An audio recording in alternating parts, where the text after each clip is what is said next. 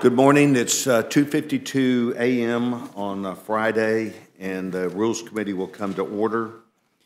The Rules Committee this morning will be hearing zero testimony. We do not have a witness, but today the committee will be considering the Senate amendment to the House amendment to the Senate amendment to H.R. 1892, the Bipartisan Budget Act of 2018.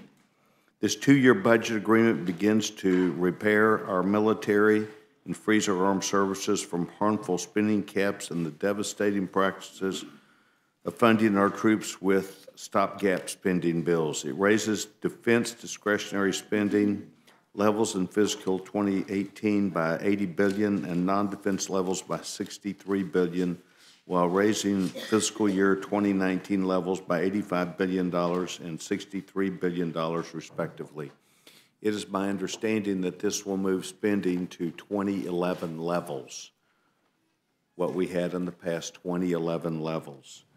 This agreement ends the practice of pairing dollar-for-dollar increases in defense spending with non-defense spending. More importantly, though, it provides certainty and predictability to the men and women who protect this country, the men and women of the United States military who are volunteers to the service. It ensures that the first time in years our military personnel will have the resources and budget certainty to defend our nation to do their job. For too long, our military has been held hostage to unrelated policy matters, and too long the military has been asked to do more with less. So we are here this morning to make sure that the funding of the government is assured by the time the American people wake up. So without objection, I'll enter to the record my entire statement. I'd also like to enter to the record, without objection, a statement of administrative policy. The statement of administrative policy: if the Bipartisan Act of 2018 were presented to the President in its current form, his advisors would recommend that he sign it into law. So I know that this comes at a late hour or early hour in the morning, late hour at night, early hour in the morning, but I appreciate each of the members of the Rules Committee being present and accounted for, and I would yield now such time as the gentlewoman, the ranking member, would choose.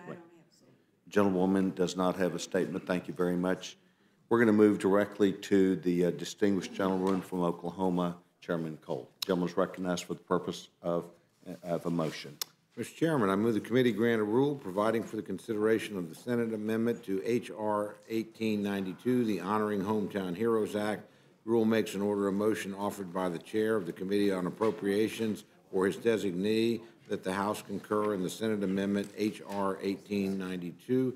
The rule waives all points of order against consideration of the motion. The rule provides that the Senate amendment and motion shall be considered as read. The rule provides 1 hour of debate on the motion, equally divided and controlled by the chair and ranking minority member of the Committee on Appropriations. Thank you very much. You've now heard the motion from the distinguished gentleman from Oklahoma. Is there amendment or discussion to that gentleman from No, I just want to say that I have a lot to say, but given the fact that it's 5:03, it's probably prime time in Guam right now, that I don't think anybody would care. So I have nothing to say. So I yield back.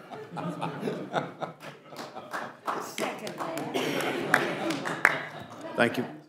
Further amendment or discussion, gentleman from Colorado. Mr. Chairman, I have an amendment to the rule. I move the committee make an order and give the necessary waivers for amendment number 3, my amendment, which would add the DREAM Act to the bill, if I may, Mr. Chairman.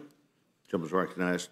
I've offered 3 amendments to this rule. The committee's seen them before, and they're all very important. But the one that I want to request through this amendment to the rule is the DREAM Act, which is absolutely critical given the pending expiration of the deadline for over 700,000 aspiring Americans who are able to work legally today, who won't be able to work legally and will fear deportation in just a few short weeks.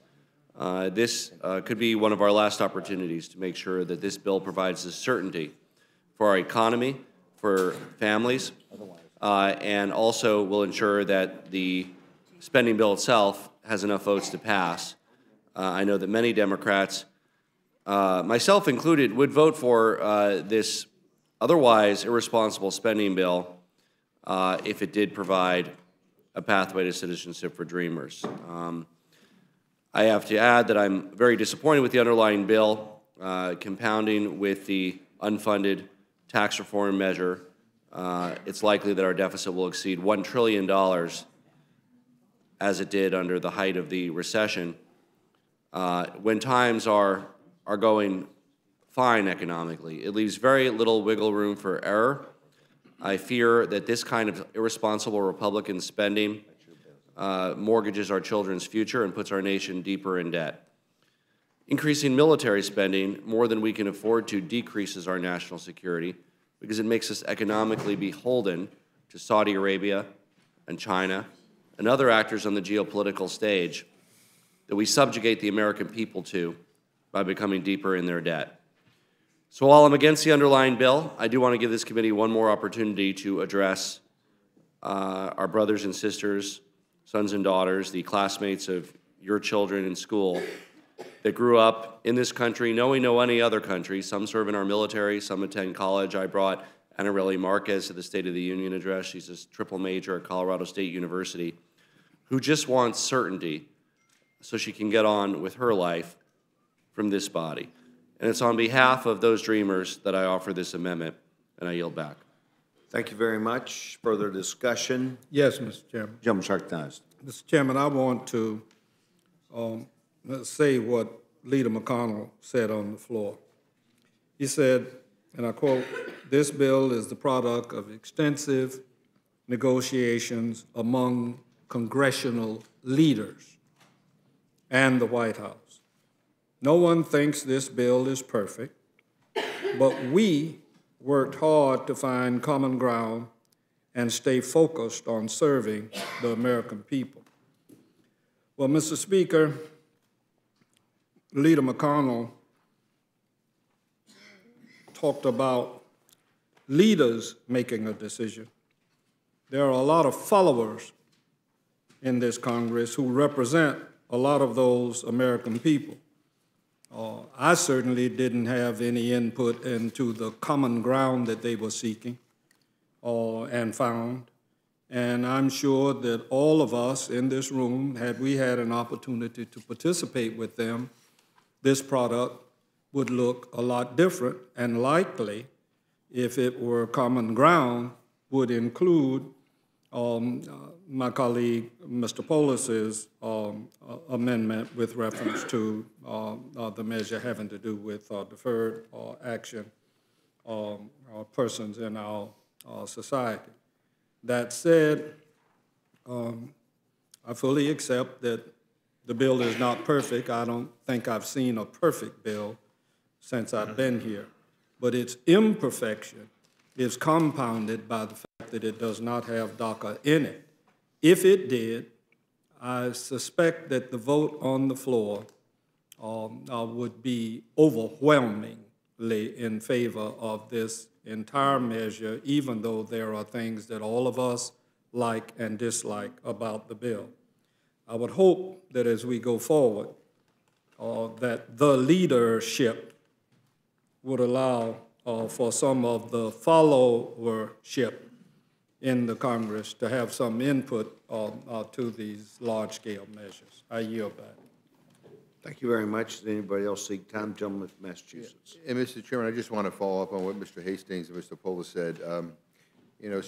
Speaker Ryan, when he became Speaker, talked about his commitment to making sure that all views would be heard, all issues would have an opportunity to be debated on the House floor.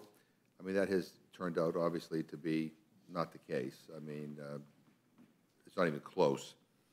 But we have an opportunity right now where I think virtually every Democrat would vote for this bill if the Speaker of the House would make one promise, and that is that we have a debate on DACA where not only the Republican view could be debated and voted on, but those of us who have a different point of view on this issue would be able to bring our alternatives to the floor and have a debate and a vote. I mean, that's it. I mean, regular order, an open process, and you'd have almost unanimity on this bill. But we can't get that because this place is being run in a way that is so authoritarian, so closed, that you can't even bring different ideas to the floor and have a debate and have a vote. And it really is sad. And I just wanted to point that out because, yeah, I mean, again, I mean, this goes against what the Speaker promised, but it really, the way this House is being run so degrades this institution that I'm at a loss of words to be able to describe quite how I feel. So, in any event, I hope that Mr. Polis's amendment will be made in order, and if you know, and I yield back my time. Thank you very much. Any other members seek time? Thank you very much. Vote will now be on the Polis amendment. Those in favor signify by saying aye. Aye. Those opposed, no. No. Noes have it. Noes have it. Gentlemen, ask for a roll call vote. Clerk will poll the committee. Mr. Cole. No. Mr. Cole, no. Mr. Woodall. Mr. Woodall, no. Mr. Burgess. Mr. Burgess, no. Mr. Collins. Mr. Collins, no. Mr. Byrne. Mr. Byrne, no. Mr. Newhouse. Mr. Newhouse, no. Mr. Buck. Mr. Buck, no. Ms. Cheney. Ms. Cheney, no. Ms. Slaughter. Aye. Ms. Slaughter, aye. Mr. McGovern. Mr. McGovern, aye. Mr. Hastings. Mr. Hastings, aye. Mr. Polis. Aye. Mr. Polis, aye. Mr. Chairman. No. Mr. Chairman, no.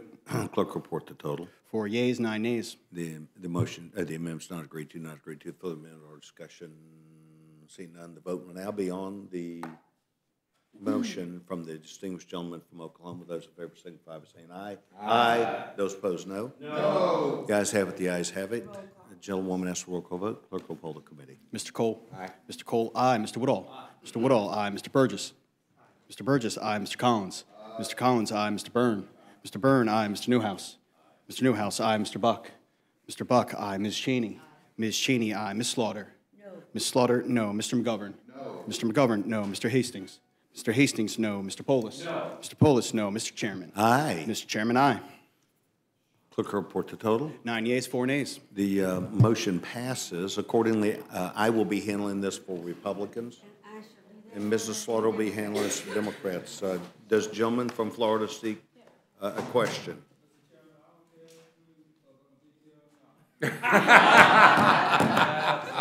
Well, you're entitled to that, Judge. We try to make sure you get it on the record every time. We do not expect any additional meetings for the week. We've now finished with our work for the week. Thank you very much. Nancy. Nancy what?